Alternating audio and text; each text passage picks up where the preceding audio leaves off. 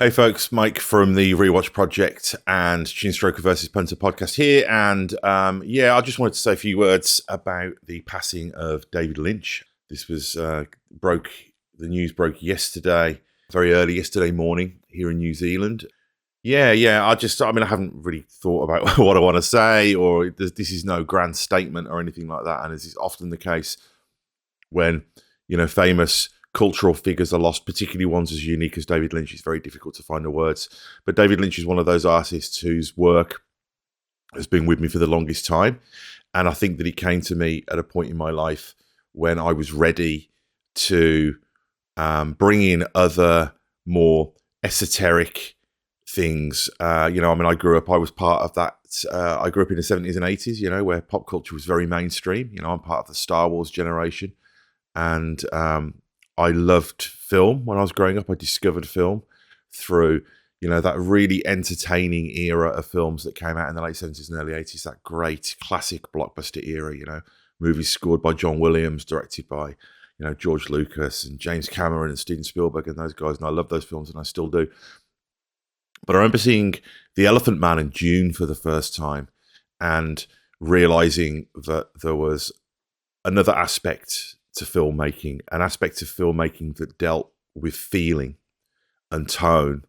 And I guess the revelation that I had at the time was that film could be used in the same way that music could be used and the way that the fine arts could be used. That is, to evoke things in a non-literal way, to create feelings where you may not be able to explain something, but you could understand it. You could experience pure understanding of a feeling, an emotion or a memory through dream logic and through abstraction, and the beauty of that and the beauty of surrendering yourself to ambiguity.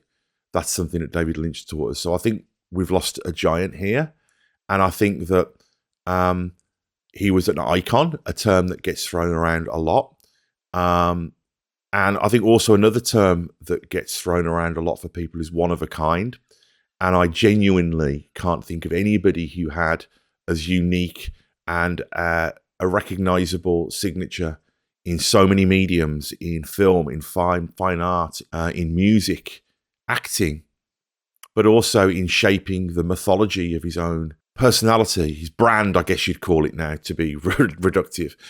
And I remember Twin Peaks coming out. I was 16. I was just finishing school, starting sixth form college.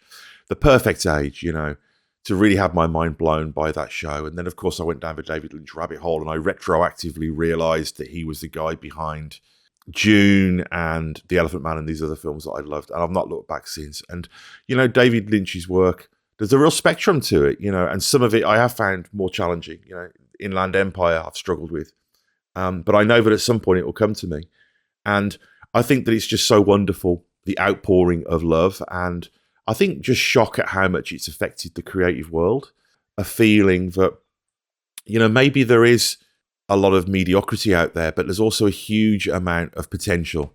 David Lynch was an early embracer of digital technology, So I think it's great that although it is a loss, it's not encouraging us to be old men shouting at clouds. There is an exciting future.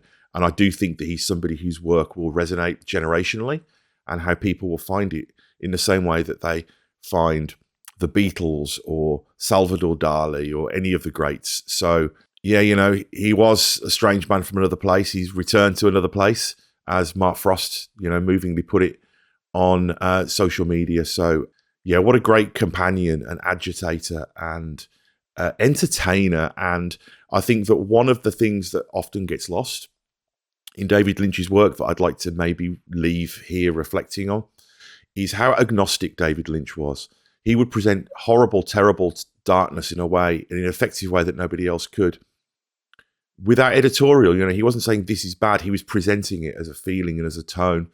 But he would do the same with love and truth and beauty and all of those things as well. Whether it be Julie Cruz transcending in The Roadhouse or Laura Dern's character in Blue Velvet, naively and idealistically talking about the Robinson and the lightness returning to the world. But there was never any judgment or sneering or mockery of that in David Lynch's work. He believed that. He believed in the light and love as much as he believed in the darkness and fear and the confusion that exists in the world.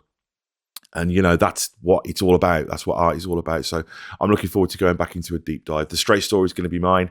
I'll be curious to hear what yours is. So, bon voyage, David. And thank you for making the world a stranger and more interesting place and teaching us all how to be comfortable with ambiguity. So, thanks for listening. With blue skies and golden sunshine all along the way. Everyone, have a great day.